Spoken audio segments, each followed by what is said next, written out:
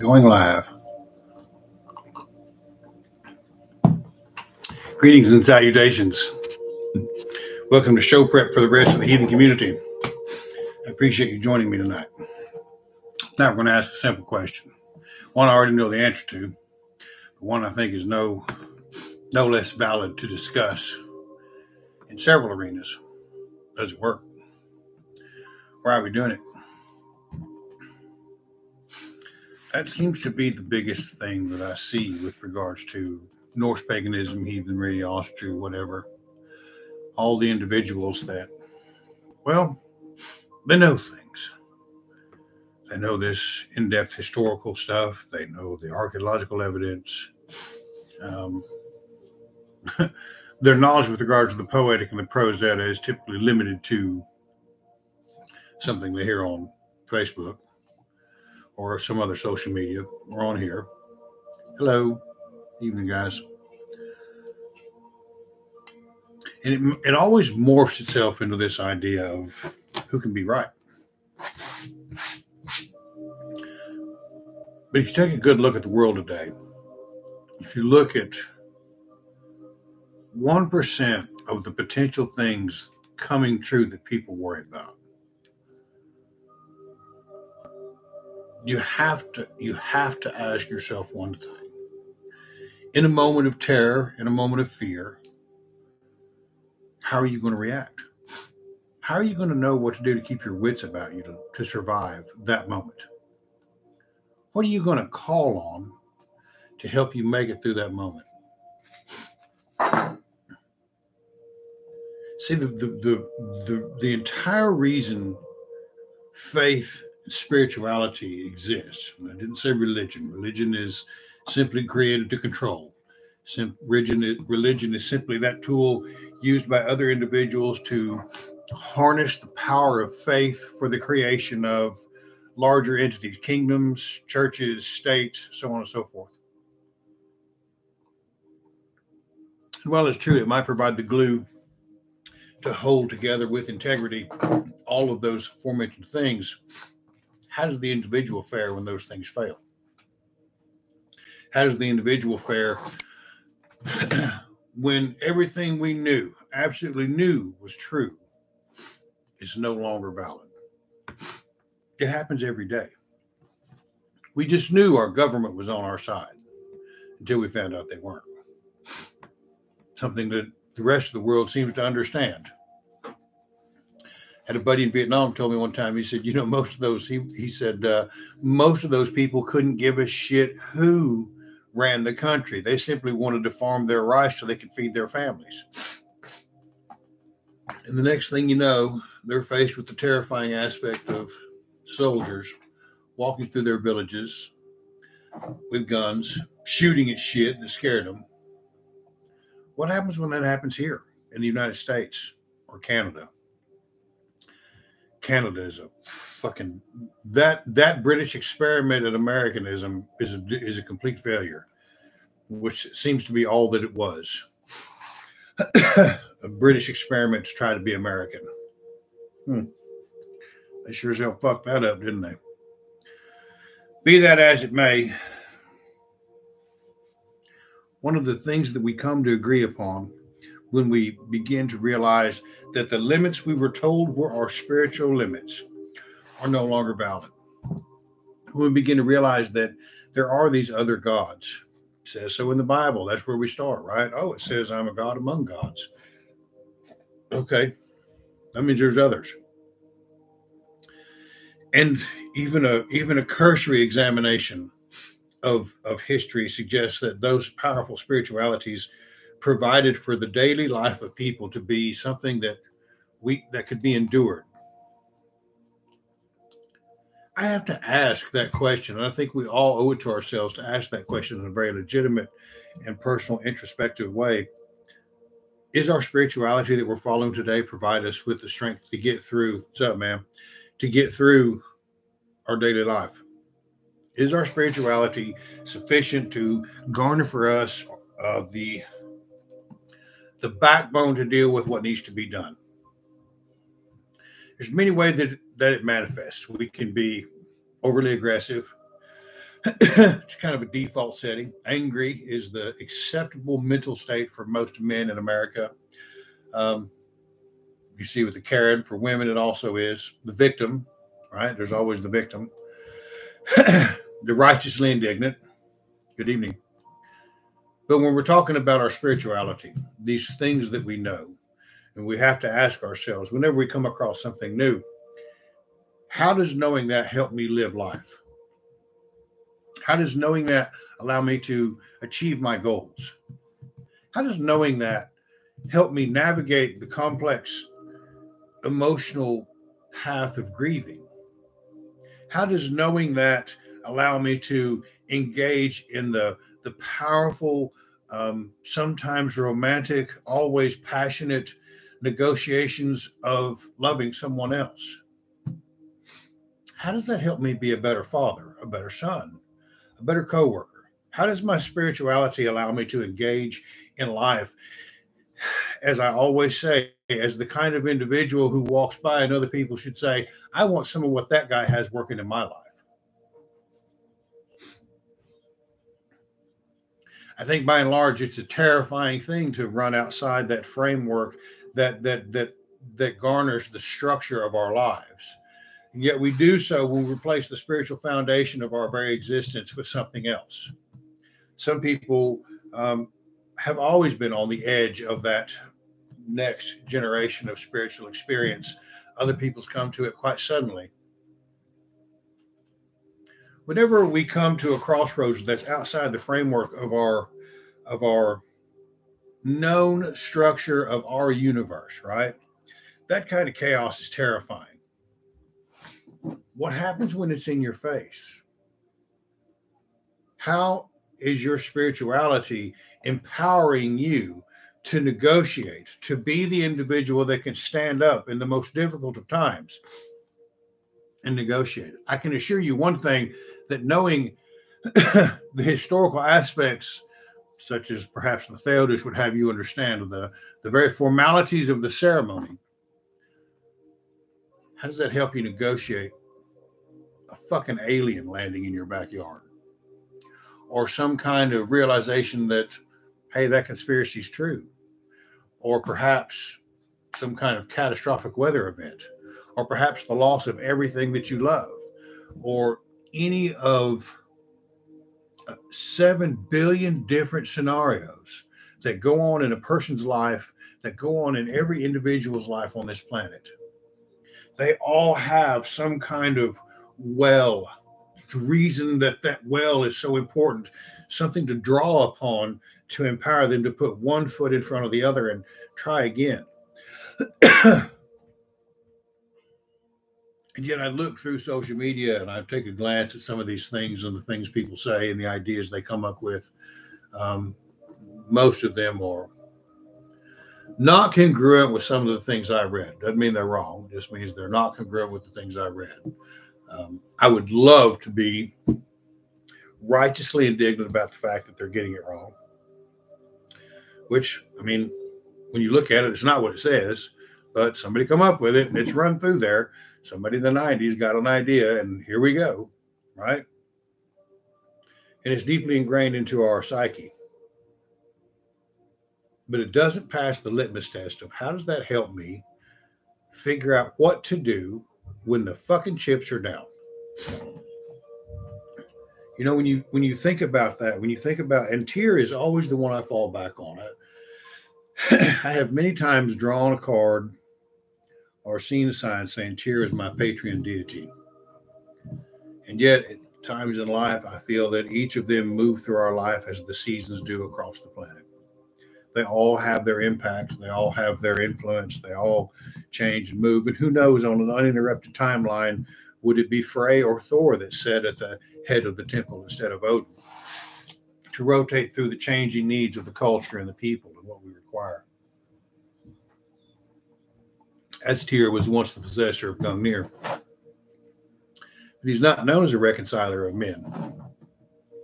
And yet it is his efforts that are the most prominent with regards to becoming something more. And securing the mile-wide cauldron from his father and his mother, the bright-browed one, who offered him and Thor a drink, and his father, with whom Thor went upon a fishing trip, and he displayed his cowardice. There's an idea involved in that Tyr has Thor accompany him, the warder of men, as he goes to confront this Jotun ideology, this past, his heritage, as he strives to become something more. He pulls along with him a powerful spirituality, just as powerful as he is, to help him become something more, secure that heritage, and turn it into something powerful that benefits everyone. What an amazing idea. What an amazing idea. He's not the God of justice. He's not known as a reconciler of men. And yet here he is calling upon the warder of men, I need some help. Does our spirituality allow us to call for help? Is there something in our spirituality that says, hey, I need a hand, I'm not sure what to do? Perhaps we're hurting. Perhaps we're alone. Perhaps we're lonely. Perhaps we're dealing with some kind of addiction or struggle that no one else knows about. Is there something in our spirituality that empowers you to say, I've got to have a little help, much in the same manner that Tyr does when he calls Thor to secure his heritage for the benefit of everyone? This leads to Ygri's feast. That's a great tale of brothers, right? There's something very powerful in that too, the building of a powerful tribe, the community of like-minded individuals. And if you look at that community of like-minded individuals at Ygri's feast, each one of them takes a turn standing up for the other one against that constant onslaught of negativity that comes from the egos of men's minds and the very corruption of the world. They each take a turn to stand up for the other. Man for woman, and woman for woman, and man for man. They strive together against a common adversary. It's very clearly identified in that tale what that common adversary is. Carl Jung points it out most eloquently when he talks about the ego of man being the detriment to the future of the world. He's not wrong. Neither are these tales. And the idea that these tales possess that kind of significant depth of wisdom is a testament to the idea that the question that I'm asking here is very much present in all of our spirituality, all of our faith, all of this idea that we've made this drastic change, this radical break from the norm to step out on our own with this path of our ancestors and come up with something that we're all learning again to become something more, to secure our heritage for the benefit of all. Holy shit, what an amazing idea we have there. Do we understand the power of that? Do we understand the responsibility that comes with that? Do we understand what that truly means? Because when we secure that heritage for our spiritual heritage, as all people should do, not just us, as everyone should do, so that they can stand together against these very powerful ideas that seek to corrupt and divert us from our course, our proper course of navigation, our proper understanding of true north, our proper understanding of what it means to be a man, to be a woman, to be a partner, to be a friend, to be a lover, to be a brother, to be a soldier, to be a warrior, a wife, a maiden, a crone. These are all things that are part of our lives, and we've divested them so we could all be young and beautiful forever. That's exactly right. Our actions should be of a caliber that others are capable of speaking up for us. And that's really the thing there at Ygri's feast, is all of those individuals have lived up to the actions, and it makes it easy for others to say, no, you're not right about him. No, you're wrong about her. That's not how it is, to speak up on others' behalf. Tyr had Thor help him do that. And yet when I hear people talking about so many things, it comes in as, will you do it for me? No, it's a combined effort. It's a combined effort of work, personal sacrifice, which is a very prevalent thing, That's the other aspect of Tyr that we often miss. The rock carvings in Sweden show Tyr holding Gungnir, the original possessor. Deuce, I can't pronounce the last word. The very early Indo-Iranian twin, the North Star. Tyr is a part of that. Tyr is the guiding star, ever on its course across the mists of night, and it never fails. There's something about that kind of steadfastness that I feel like we should be engaging in more often. I know very good people. I know hundreds of them, thousands of them, who do their best to live this life the best way they know how. I'm clear, though, sometimes that in the toughest moments, that great challenge may be more than their faith can handle. When Tyr adopts the Fenris wolf and begins to raise it, it's no different than an individual that begins to entertain ideas that may not necessarily be beneficial to their own well-being. Be it heavy drinking, be it alcoholism, be it sexual promiscuity, be it any of the things that this world seems to prefer individuals engage in so they might make money off of us and keep us in line. And as it grows, everyone around sees that it's an issue for Tyr, except for Tyr. They try to bind it. Just like the early stages of being in trouble with the law, or being on the rebound from drinking, or going through a divorce, or being abusive, or just being so lost you don't even understand how lost you are. And your family says, hey, let's talk about this. Hey, we need to discuss this. Hey, Bryan, you need to get back on track. Hey, Bryan, you're fixing to lose everything. No, I'm not. So they try to bind it and to lose it. And the next thing you go to jail, or you go to a treatment center, or you end up in some kind of mental health institution or some kind of self-help group, or you try to go to church and you try to get things back in line because you're still feeding that wolf. That wolf is whatever dark thing inside of us that seeks to devour our very soul and will take our life if we let it. And it may well be all of the things that I previously mentioned. Nope. Tried to bind it that way, but we got out and everything was going good again. Oh, I got away with it again. I think I'll try it one more time. And then something real has to happen. Then something real has to occur in our lives. We begin to understand that this thing that we've bred in our lives, this aspect of our ego and our victim mentalities, has grown into something that will devour, destroy, hurt, kill everyone around us. And typically, most people in that boat find themselves alone. It has devoured the ideas, the complications of relationships, and set them on the world by themselves. You see them lining the streets of every major metropolitan city. People out there homeless, alone. They have no one. The thing that they have fed in their life is the wolf that has devoured the very best aspects of them, including the concepts of spirituality, of emotions, of relationships, and they are alone in this world. And they have to sacrifice something to come out of that. They have to sacrifice a part of who they believe themselves to be. In the big book of Alcoholics Anonymous, it says we are like wounded men who lose their legs. We never grow new ones. How appropriate. As Tyr must sacrifice a hand to bind to that thing that threatens to devour everything that he holds dear.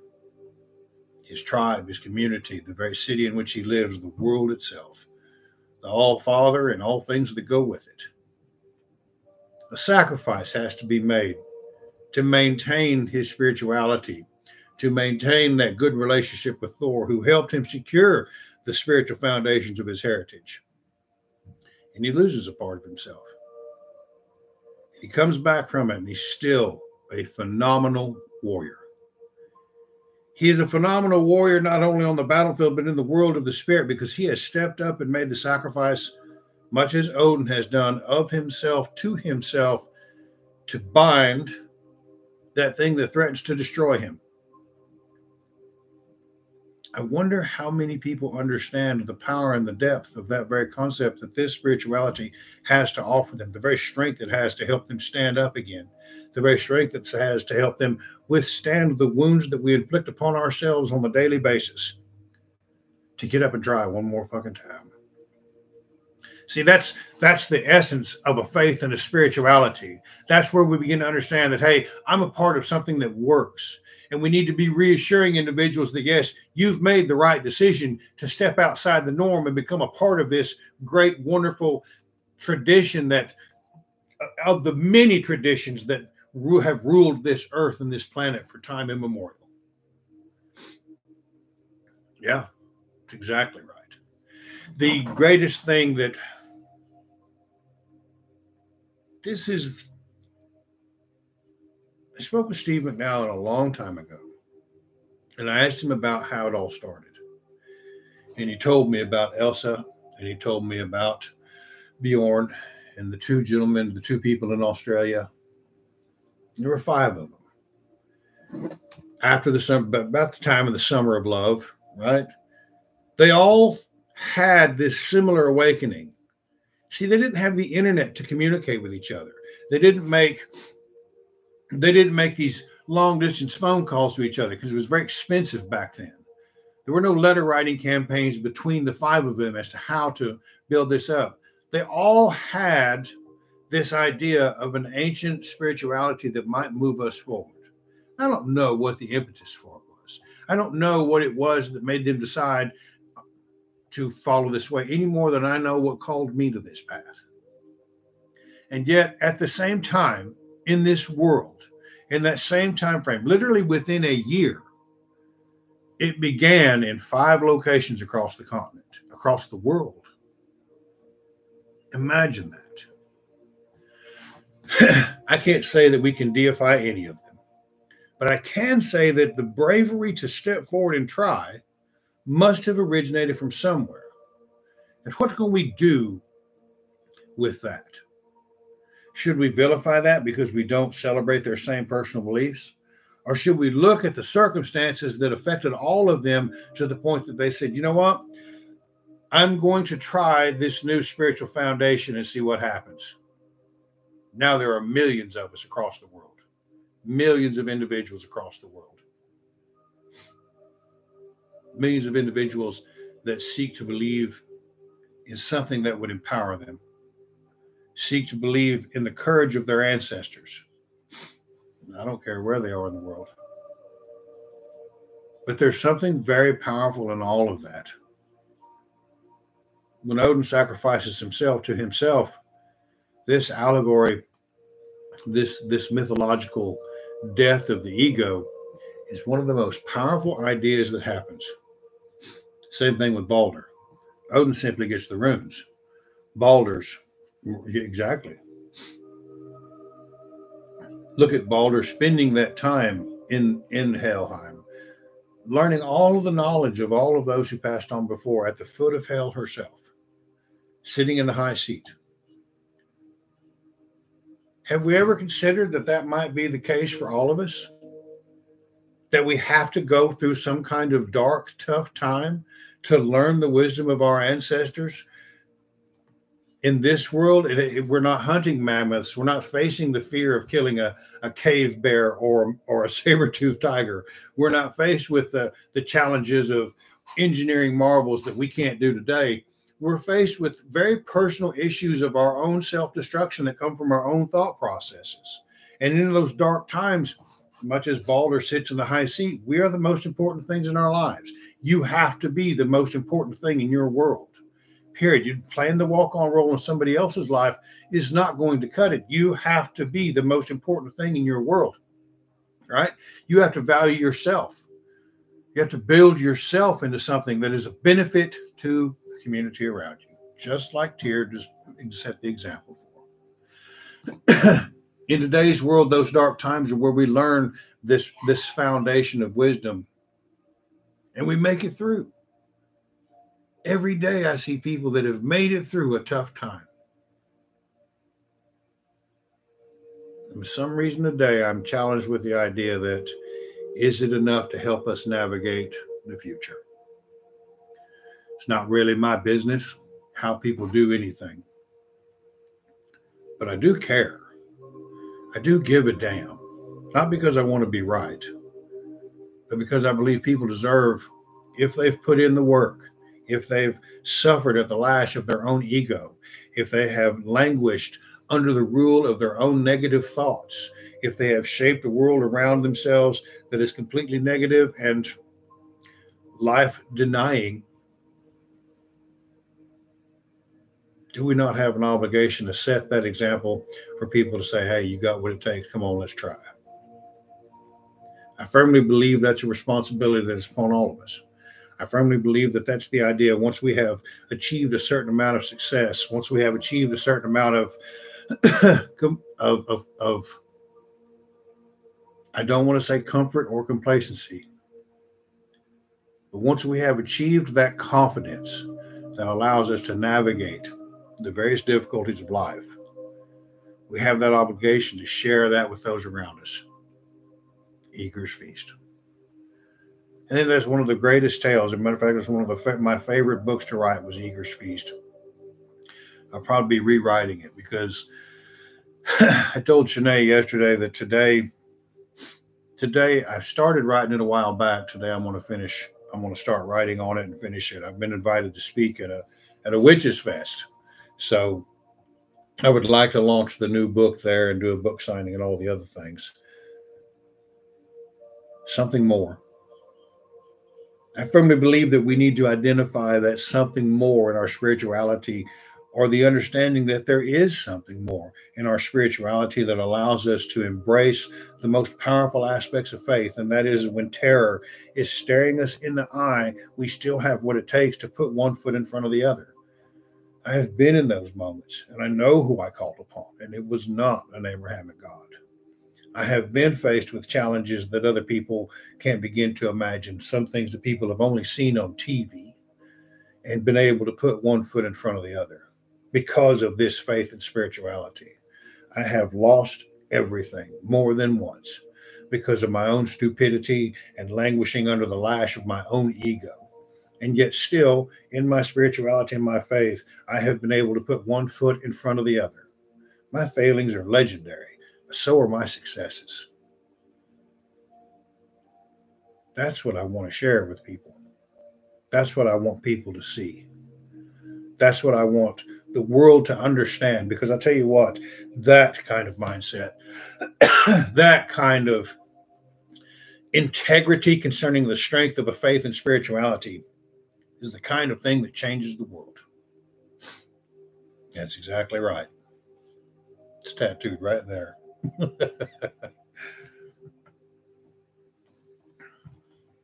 Yeah, that is a favorite of mine.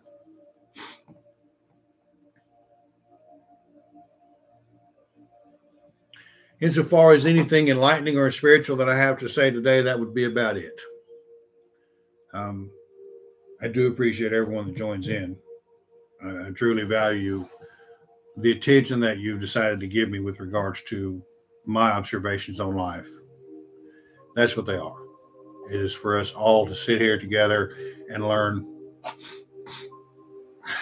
That's exactly it, man. Yeah. One of these days I'll be on Joe Rogan. No, I don't think I have a big enough agent for that. But I do appreciate everybody. Seek that wisdom where you can find it. Sort the wheat from the chaff. It may not be 100% what we agree with, but it doesn't mean there might not be something right in there. Something that we can apply, something that we can use, something we can build with, something that ties into our faith. And I hope that as spring approaches up here north, that you feel and understand and can appreciate how these deities move through our lives and the seasons of our lives. I hope you get to touch that. I hope you get to feel it. And I hope in some way you figure out how to share it with someone else. Because that's the real beauty of everything that we do. Grant to us wisdom, goodly speech, and healing hands lifelong. But someday we may have to fight for it. All right. I appreciate everyone's time tonight. Thank you. Like I say, I'm going to start writing something more. And more than likely, the next few YouTubes will be me reading what I've written and getting feedback on it and being told, no, Bryan, that's dumber than a sack of cat meat, or hell yeah, brother, let's go. So that's what we'll be going over next. I think it's going to be a phenomenal effort, and it's probably going to be a summation of about everything I've written in the 60 books that I've written, and the insight that I've gained from trying to put that into practice. So I appreciate everyone joining in tonight. I hope everyone has a great week this week. Tomorrow is Monday, and grab it by the nose and whip its ass. And if you have a challenge, if you come across a point you're not sure what to do, if you absolutely feel that you can't take another step or that life is beating you down, my number's on here somewhere. Feel free to call it or send me an email or something, and I'll get a hold of you. I'll call you. I'll talk to you. So, having said all that, y'all have a great week. Go out there and give it hell. Thank you. Figure out how to turn this off.